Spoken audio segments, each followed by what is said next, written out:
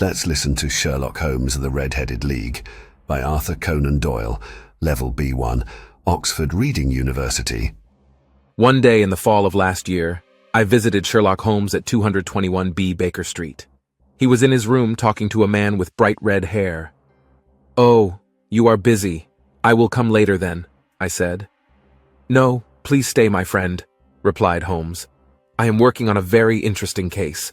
It is perhaps the most exciting case I have had in months." Holmes sat down and put the tips of his fingers together. He always did that when he was thinking hard. "This gentleman is Mr. Jabez Wilson. He only just started telling me his story," said my friend. "Mr. Wilson, this is my friend Dr. Watson. He has helped me with many cases in the past. Please repeat your story for him." "It all started with an advertisement," said Mr. Wilson. He took out a newspaper and showed it to me. This is what it said. "The Red-Headed League is offering a job to a red-headed man older than 21. The salary is £4 a week. The tasks are extremely simple. If you wish to apply, come to the office of the League on Fleet Street on Monday." I read the advertisement twice. "What an unusual offer," I said in surprise. "Just as I said," smiled Holmes. "Now, Mr. Wilson, tell us about yourself." Jabez Wilson owned a small business. It wasn't going very well. He used to keep 2 assistants, but now he could only pay 1. And even that assistant worked for half the average salary. "You are very lucky," said Holmes. "People don't often agree to work for little money." "My assistant, Vincent Spaulding, didn't have much experience. He is still learning, so I can pay him less," replied Mr. Wilson. "He is certainly not perfect. For example, he likes taking pictures and spends too much time in the basement. He has built himself an actual lab for developing pictures there, but in general, he is a very good worker." One day, Vincent Spaulding brought the newspaper with the strange advertisement to show to Mr. Wilson. "I wish I had red hair," he said. "I found an amazing job offer in the paper, but it is only for red-headed men." Mr. Wilson was surprised. He knew nothing about the Red-Headed League. According to his assistant, the organization belonged to an American millionaire. His hair was red, and he cared a lot about other red-headed people. When he died, he left his money to the League. The organization used it to support red-headed people all over the world. Spaulding offered Mr. Wilson to apply for the job. Mr. Wilson's business wasn't doing well, and he decided to try it out. When he arrived on Fleet Street on Monday, he saw a huge crowd of men outside. All of them had red hair, but Mr. Wilson's hair was the brightest of all. He saw people going in and out of the house. Those that were leaving looked sad. "When I saw how many people there were, I lost all hope," said Mr. Wilson to us. "But Mr. Spaulding pushed through the crowd, and soon we were in the office." A red-headed man greeted Mr. Wilson. His name was Duncan Ross. He really liked Mr. Wilson's hair color. "I need to check just one thing," said Mr. Ross. He pulled at Mr. Wilson's hair to make sure it was real. Then he said, "Mr. Wilson, you are perfect for the job. When can you start?"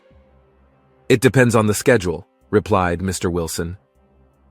"You will have to be here from 10 a.m. to 2 p.m. You must not leave the building during this time. If you do, I will fire you immediately. As for your task, you will have to copy the Encyclopedia Britannica. We will give you a desk, but you have to bring your own ink and pen." Mr. Wilson felt that something was not right. Perhaps this whole thing is a fraud, he thought. But who needs it? It makes no sense. For 2 months, Mr. Wilson copied the encyclopedia. Everything was going well, and he received his money on time. One morning, however, the office was closed when he came. There was a little square of paper on the door that said, "The Red-Headed League has been closed. October 9th, 1890. "October 9th is today," said Holmes. He looked at Mr. Wilson, then at me, and we both laughed. "If all you can do is laugh at me, I will go somewhere else," said Mr. Wilson angrily. "No, sorry, it is just a very unusual situation," replied my friend. "What did you do today before coming here?" "I talked to the owner of the house on Fleet Street." Do you want to listen to English books and have translations of the new words? Try appewa.com. You can read English stories and learn new words at the same time. He didn't know anything about the League, and he didn't know anyone by the name of Duncan Ross, cried our visitor. The only red-headed man he knew was Mr. William Morris, but he moved out. No one knew where he was anymore. I asked my assistant for advice, but he couldn't help me, so I came here. I don't want to lose such a great job. It was a good decision, said Holmes. I think the problem is deeper than we realize. But tell me, how did you find your assistant? What does he look like? He answered my advertisement. I chose him because it was the cheapest option. He is a small man and he has a little white mark between his eyes. Holmes looked extremely excited. Thank you, Mr. Wilson, he said. Today is Saturday. I should have the answer by Monday or earlier. You may go now. When Jabez Wilson left, Holmes asked me not to talk to him for an hour. He sat in his chair and smoked with his eyes closed. Finally, he stood up. I need to visit someone. If you aren't too busy, you can come with me. I agreed. We took the metro to Wilson's office. Holmes knocked on the door. A small young man answered. It was his assistant.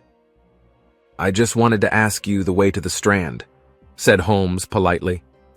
Go straight ahead and take the 4th turn to the left, replied the assistant and quickly shut the door. I have met Mr. Wilson's assistant before. He is likely the 4th smartest man in London, said Holmes. Why did you want to see him? I asked. I wanted to look at his pants, he replied. Now let's look around. The street was full of different shops and businesses. A bank stood across the road. Holmes studied the area for some time, then said, I see it now, Watson. I am afraid we are dealing with a serious crime. I need your help tonight. Will you be at Baker Street at 10 p.m.? Also, take your gun in case there is any danger. Although I am not the stupidest person, I felt completely lost. Why did I need a gun? How did Holmes know the situation was serious? My mind was full of questions, but I was certain that my friend knew what he was doing. That night, at 221B Baker Street, I found Holmes in the company of 2 other men. One of them was Mr. Jones, a Scotland Yard police officer. The other one was Mr. Merriweather, a bank director. I miss interesting cases, said Mr. Jones. My job has become boring. Then today is your lucky day, said Holmes. I will introduce you to John Clay. He is a successful and dangerous criminal, a thief and a killer. Scotland Yard hasn't been able to catch him yet, but tonight you will have the chance to do it. Mr. Jones looked excited. We caught a cab and rode to the street where Mr. Wilson's office was. Mr. Merriweather led us into the bank building. We went through many dark halls and finally found ourselves in the basement. This bank keeps a large amount of French gold, Holmes explained to me. It lies in this basement. One of the most dangerous criminals in London will try to steal it tonight. We are here to stop him. The only way out of here is back through the house, added Jones. We took care of that too. 2 police officers are waiting at the front door. We waited for about an hour. I was extremely nervous the whole time. Finally, we heard a sound. One of the stones on the floor moved. We saw some light. Then a hand pushed the stone further to the side. Then the figure of a man appeared out of the hole. He was carrying a light in his hand. A second man followed him. He had bright red hair. All clear. Let's go, Archie, said the first man quietly. At that moment, Holmes took a step forward and caught him by the arm. The other man immediately jumped back into the hole. Here you are, John Clay, said Holmes. You and your friend have nowhere to hide. 2 men are waiting for him at the door. I see, said Clay sadly. Mr. Jones took him up the stairs to the police cab. I don't know how to thank you, said Mr. Merriweather to Holmes. I am also happy that we caught John Clay. I wanted to do it long ago, replied my friend. Later that morning, we returned to 221B Baker Street. We sat in the living room together and Holmes explained the matter to me. John Clay invented the story about the Red-Headed League. He used his red-headed friend's help to make it look real. It was a way to make the not-so-clever businessman leave the house for several hours a day.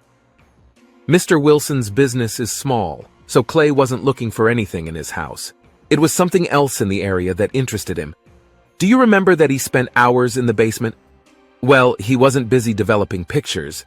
He was digging a tunnel to the bank. I see it now. And why did you want to see his pants?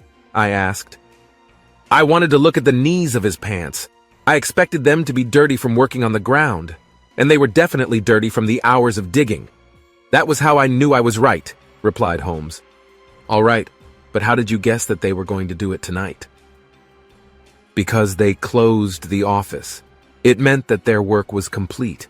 They needed to act quickly, or someone could discover the tunnel.